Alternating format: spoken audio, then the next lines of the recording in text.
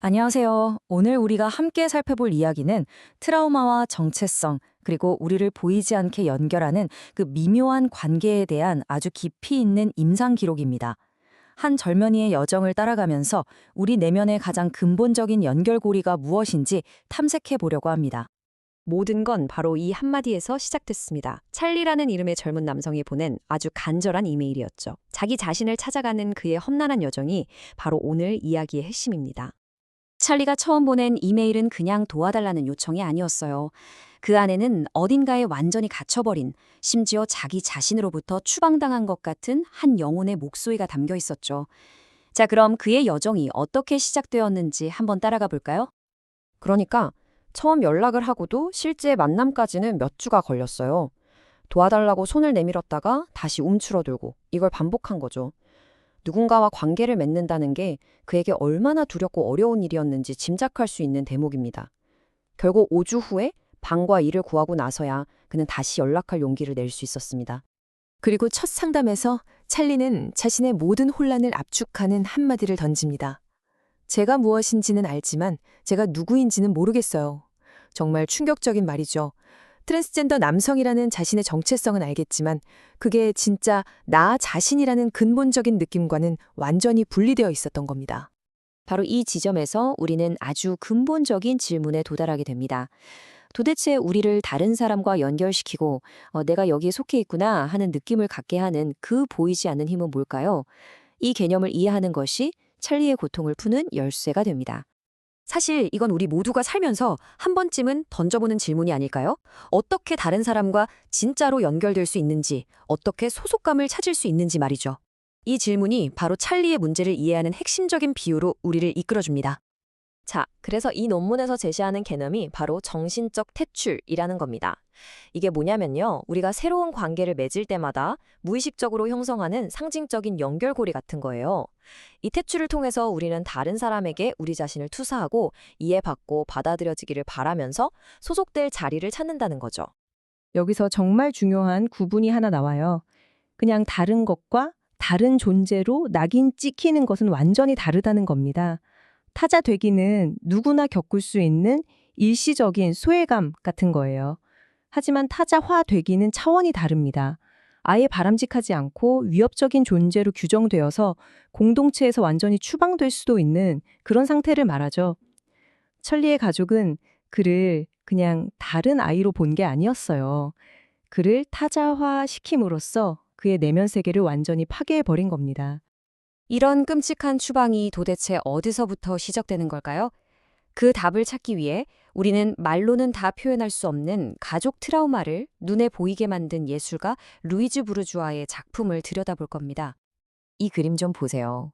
아기가 엄마한테 위태롭게 매달려 있죠? 이 탯줄 하나에 의지해서요. 이건 말 그대로 이름 없는 공포, 그리고 영원히 추락할지도 모른다는 끔찍한 불안감을 보여주는 겁니다. 아기는 아무 말도 못하고 전적으로 엄마에게 의존한 채 이 불안을 온몸으로 겪고 있는 거죠. 이제 다음 이미지에서 아주 강렬한 붉은색이 등장하는데요. 이 붉은색이 뭘 의미하는지 작가가 직접 이렇게 말했습니다. 빨강은 고통의 색이다. 빨강은 폭력의 색이다. 빨강은 수치심의 색이다. 보이시나요? 엄마의 몸을 물들였던 그 붉은색, 그 고통과 분노가 이제 탯줄을 타고 아무런 방어막도 없는 아기에게 그대로 흘러들어갑니다. 말로 표현되지 않은 가족의 트라우마가 엄마를 통해 아기에게 투사되는 거죠. 결국 아기는 부모가 도저히 감당할 수 없는 감정을 대신 담아내는 그릇이 되어버립니다. 그리고 마지막 단계에 이르면 엄마는 편안해진 것처럼 중립적인 색으로 돌아옵니다. 하지만 그 모든 붉은색은 이제 아이의 것이 되었죠. 텅 빈 눈으로 남겨진 아기는 가족이 감당하지 못한 트라우마를 온몸으로 받아낸 새로운 저장소가 된 겁니다. 그리고 이 트라우마는 아이의 남은 인생을 계속해서 따라다니게 되겠죠. 자, 이렇게 트라우마가 대물림되는 과정을 이해하고 나니 찰리의 이야기가 조금 다르게 보이기 시작하죠. 이제 자신만의 새로운 이야기를 써내려가기 시작한 찰리에게로 다시 돌아가 보겠습니다. 치료 과정에서 찰리는 마침내 자신이 겪었던 끔찍한 학대를 언어로 터뜨려냅니다. 엄마는 날 이용했어요. 날 성기처럼 썼다고요. 나는 엄마의 성기였어요. 정말 끔찍한 고백이죠. 이 한마디에 찰리가 겪었던 고통의 근원, 그리고 연결과 학대가 어떻게 뒤섞여 버렸는지가 전부 담겨 있습니다. 그의 변화는 여러 단계를 거쳐서 일어났습니다. 먼저 치료를 통해 트라우마와 정면으로 마주했고요. 자신의 정체성과 몸을 일치시키기 위해 상반신 수술을 받기로 결심했죠. 그리고 정말 흥미로운 점은 수술 후에 5주 동안 사라졌다는 거예요. 이건 마치 마지막으로 자기 자신을 지키기 위한 본능적인 자기 추방 같은 행동이었습니다. 다시 돌아왔을 때 그는 훨씬 더 차분하고 안정된 모습으로 완전히 새로운 관계를 맺을 준비가 되어 있었습니다.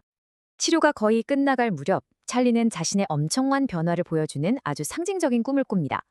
꿈속에서 그는 투명한 알 속에 벌거벗은 채 누워 있어요. 자기 몸을 만지면서 편안함을 느끼죠. 그리고 옆에 있는 또 다른 알 속에는 분석가가 서 있습니다. 그러면서 이렇게 말해요. 당신이 내 알 속에 있는 나를 보고 내가 어떤 남자인지 이해해 주니까 이제야 내 몸을 알 것 같아요. 이 꿈이 왜 그렇게 중요할까요? 바로 분리되어 있지만 연결되어 있다는 점 때문입니다. 두 개의 알은 분명히 분리되어 있죠. 각자 온전한 개인으로 존재합니다. 그러면서도 서로를 안전하게 바라보고 이해해주는 관계. 그는 마침내 누군가에게 종속된 존재가 아니라 자기 자신으로서 존중받고 이해받는다고 느낀 겁니다. 이것이 바로 그가 평생 찾아 헤맸던 건강한 연결이었죠. 찰리의 이 모든 여정은 부르주아의 또 다른 작품, 아기와 나비를 떠올리게 합니다. 더 이상 위태롭게 매달려 있는 탯줄은 없어요. 아기는 공포에 떨지 않고 만족스럽게 쉬고 있고 나비는 이제 성인이 되어 자유롭게 날아갈 수 있게 된 거죠. 필사적인 매달림이 아니라 서로의 자유를 허락하는 평화로운 분리. 바로 이게 찰리가 얻어낸 결과물이었습니다. 찰리의 이야기는 결국 우리 자신을 돌아보게 만듭니다. 지금 여러분을 세상과 연결하고 있는 그 정신적 탯줄은 과연 어떤 모습인가요? 우리를 살게 하는 건강한 연결인가요? 아니면 우리를 얽매고 고통스럽게 하는 연결인가요? 한 번쯤 생각해 볼 문제입니다.